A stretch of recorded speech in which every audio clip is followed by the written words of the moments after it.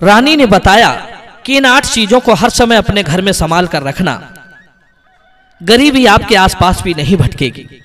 दर्शक बंधुओं, आज की कहानी बड़ी ही रोचक और ज्ञानवर्धक है। इस वीडियो को अंत तक जरूर सुनना। मित्रों, किसी देश में एक राजा बड़ा ही उद्दंड और घमंडी था। वो सोचता था कि मेरे पास अपार संपत्ति है और पैसे के बल से मैं कुछ भी कर सकता हूं। चाहूं तो इन बड़े बड़े पहाड़ों को खुदवा कर समतल बना दूं। मैं चाहूं तो धन के बल से ही एक बड़ी सेना का निर्माण करके किसी भी देश पर चढ़ाई करके उसे जीत लूं।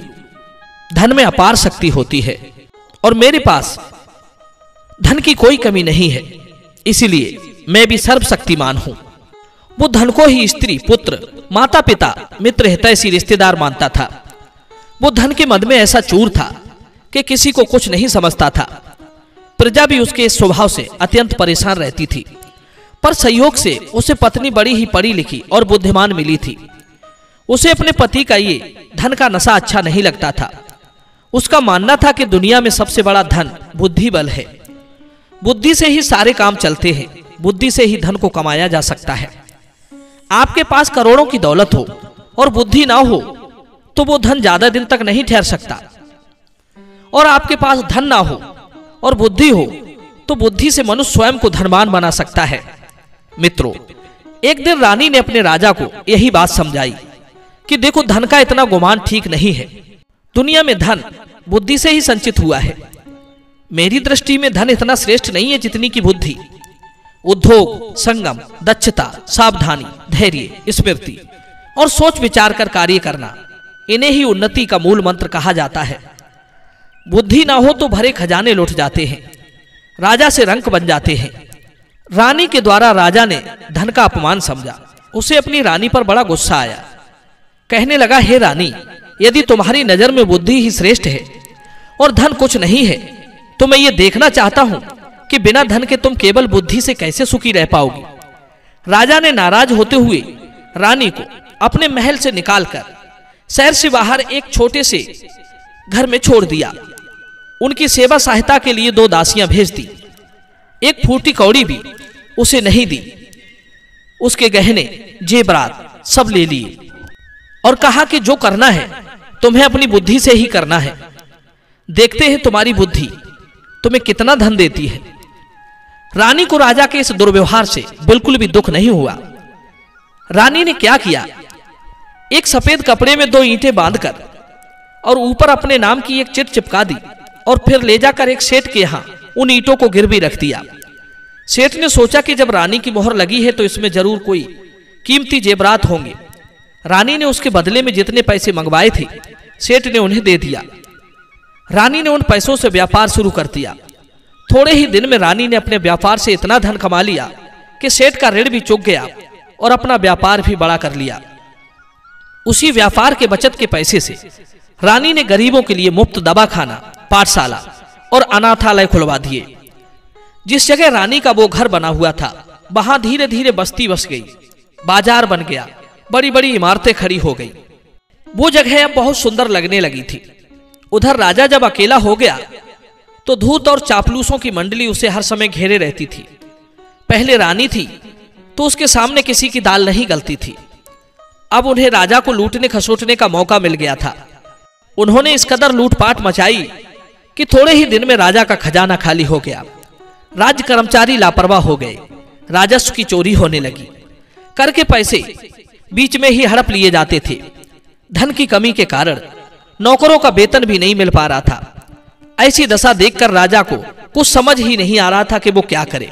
एक दिन राजा साहब राजकाज को मंत्रियों को सौंपकर बाहर घूमने के लिए चले गए। चलते चलते उन्हें रास्ते में एक ठग नगरी मिली। ठग लोग जगह जगह रास्ते को घेर कर बैठे थे। राजा को देखकर एक काना ठग राजा के सामने आया और बोला, राजा साहब, मैं आपके पास ही आ रहा था। 4 साल पहले मैंने आपके यहाँ अपनी एक आंख 5000 रुपए में गिरवी रखती थी। आप अपने रुपए ले लीजिए और मेरी आंख मुझे लौटा दीजिए। मित्रों, ठग की चालाकी राजा नहीं समझ पाया। सोचने लगा, होगी तो किसी मंत्री को पता होगी, मुझे नहीं मालूम। ठग बोला, महाराज, मैंने अपनी आंख किसी मंत्री के पास नहीं, आपके पास रखी थी। आप ही मेरी आंख दीजिए, वरना मैं आपकी बहुत बदनामी करूंगा। कि आपने मेरी आंख नहीं दी।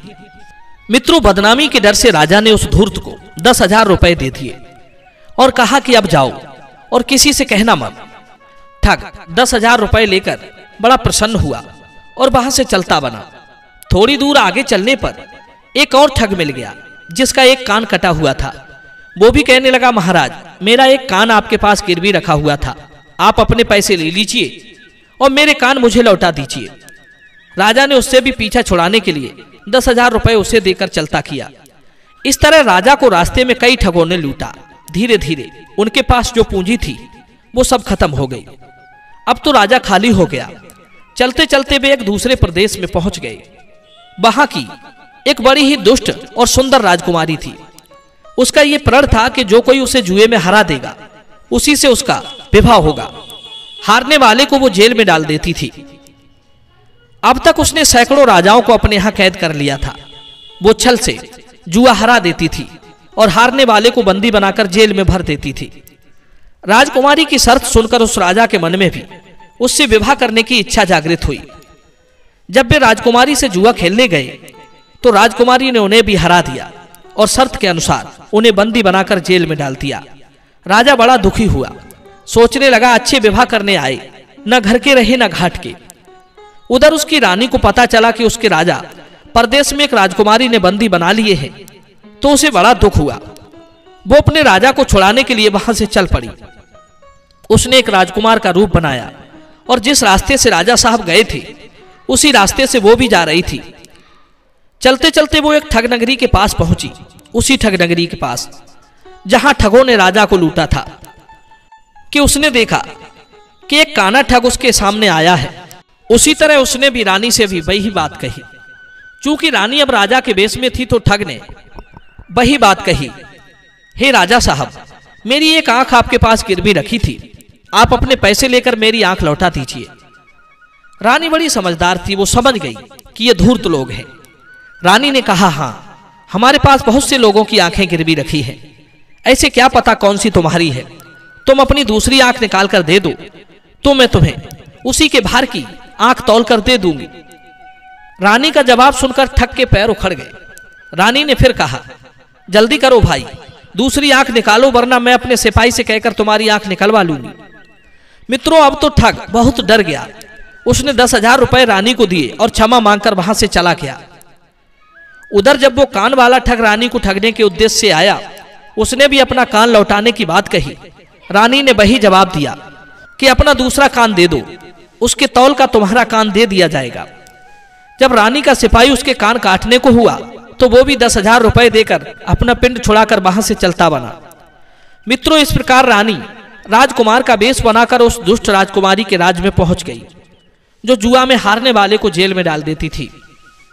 रानी ने उस राजकुमारी की चालाकी को भांप लिया था कि वो किस तरह जुआ जीत जाती है।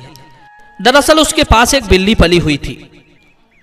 जुआ खेलते समय वो दीपक जलाकर बिल्ली के सर पर रख देती थी। जब वो हारती थी तो बिल्ली को इशारा कर देती थी। बिल्ली अपना सिर हिलाकर दीपक को बुझा देती थी और इतने में राजकुमारी अपना पासा बदल देती थी। रानी ने उसका भी तोड़ ढूंढ लिया। उसने एक चूहा लेकर अपने पास रख लिया। उधर जब चौसर का खेल शुरू हुआ तो रानी ने उस चूहे को थोड़ा बाहर निकाल लिया, जिससे बिल्ली की नजर उस चूहे पर गड़ गई। अब राजकुमारी ने उस बिल्ली को दीपक हिलाने का बहुत इशारा किया, पर बिल्ली तो अपने शिकार को देखने में मगन थी। नतीजा यह हुआ कि राजकुमारी रानी से हार गई। शर्त के अनुसार राजकुमारी को उससे विवाह करना था, पर वो तो स्वयं एक स्त्री थी। एक स्त्री भला एक स्त्री से विवाह कैसे कर सकती थी? इसलिए उसने कह दिया कि देखो, शर्त जीतकर तो मैंने तुमसे विवाह कर ही लिया है, रही फेरों की बात तो वो मैं यहां नहीं अपने यहां करूंगा। अब तो रानी ने उन सब कैदियों को आजाद कराया जो मुद्दतों से उसके यहां कैद थे। उनमें रानी के राजा भी थे। उन समस्त कैदियों के गले में एक चमड़े का पट्टा पड़ा हुआ था जिस पर उनका नाम लिखा हुआ था। रानी ने अपने राजा का वो पट्टा उनके गले से निकालकर अपने पास रख लिया और राजकुमारी को बुलाकर अपने नगर को लौट आई। उधर राजा साहब जब लौटकर आए और अपनी रानी के मकान पर घूमने गए तो वहां का नजारा देखकर दंग रह गए। वहां एक बड़ा ही सुंदर नगर बना हुआ था। जगह जगह पाठशालाएं, दवाखाने और अनाथालय बने हुए थे। बस्ती में बहुत बड़ा बाजार लगा हुआ था। सब लोग खुशहाल थे। राजा सोचने लगा कि मैंने रानी को एक फूटी कौड़ी भी नहीं दी थी, फिर भी यहाँ बड़ी बड़ी इमारतें किसने बनवाई। राजा जब रानी के पास पहुंचा तो रानी ने वही पट्टा राजा को दिखाया जिस पर उनका नाम दर्ज था। राजा समझ गया कि सब कैदियों को आजाद कराने वाला कोई राजकुमार नहीं बल्कि मेरी रानी ही थी। आज उसे अपने आप पर लज्जा आ रही थी। उसका सारा मद उतर चुका था। वो समझ चुका था कि बुद्धि के आगे पैसा कुछ भी नहीं है। रानी कहने लगी, महाराज, कहते हैं हमें किसी के साथ उद्दंडता का व्यवहार नहीं करना चाहिए, क्योंकि उद्दंडता संपत्ति को वैसे ही नष्ट कर देती है जैसे रूप को बुढ़ापा। जो घमंड में चूर है उसी का पतन होता है, चाहे राजा हो या साधारण मनुष्य। कर्म करने से पहले हमें उसके परिणाम पर विचार कर लेना चाहिए। धनवान और शक्तिशाली मनुष्य को चाहिए कि वो मानव को डराने वाला ना हो। जिस प्रकार सिंह से हिरण डरते हैं, उसी प्रकार जिससे प्रजाजन डरती है, वो व्यक्ति चाहे पूरी पृथ्वी का शासक हो तो भी प्रजा के द्वारा उसे त्याग दिया जाता है। अन्यायी राजा अपने जमे हुए राज्य को वैसे ही नष्ट कर देता है जैसे वायु बादलों को छिन्न भिन्न कर देती है। जो व्यक्ति धर्म का त्याग करके अधर्म पर चलने वाला हो जाता है, उसकी संपत्ति, धन, यश आग पर रखे हुए चमड़े की भांति सिकुड़ जाती है। उन्नति किसकी होती है? इसका अर्थ है जो व्यक्ति विनम्र है वही उन्नति कर सकता है। कहते हैं धर्म के बिना सुख नहीं मिलता। सुख चाहने वालों को इन 6 कामों को त्याग देना चाहिए। नंबर 1, दिन में अधिक सोना। नंबर 2, आलस्य। नंबर 3, भय। नंबर 4, क्रोध। नंबर 5, किसी कार्य को देरी से करना। नंबर 6, तंद्रा। मित्रों, मनुष्य विनम्रता से अपना कार्य सिद्ध कर लेता है। विनम्रता एक ऐसा गहना है जिसके आगे बड़े से बड़ों को झुकाया जा सकता है। जैसे फल लगने पर पेड़ झुक जाते हैं, जैसे जल से भरे बादल नीचे झुक जाते हैं, उसी तरह धन धान से संपन्न पुरुष को नम्र बनना चाहिए। जो व्यक्ति किसी कार्य के अच्छे बुरे फल या निष्फलता को विचार कर ही कार्य करता है, जो कार्य करने से पहले ही शीघ्र ही दूर तक के परिणाम को सोच लेता है, वो हमेशा सुख भोगता है। रानी बोली, महाराज, अब मैं आपको बताती हूं कि जिस घर में ये 8 चीजें हर समय रहती हैं, उस व्यक्ति को कभी गरीबी का मुंह नहीं देखना पड़ता। जो ये चीजें अपने घर में हर समय संभाल कर रखता है, वो सदैव धनवान बना रहता है।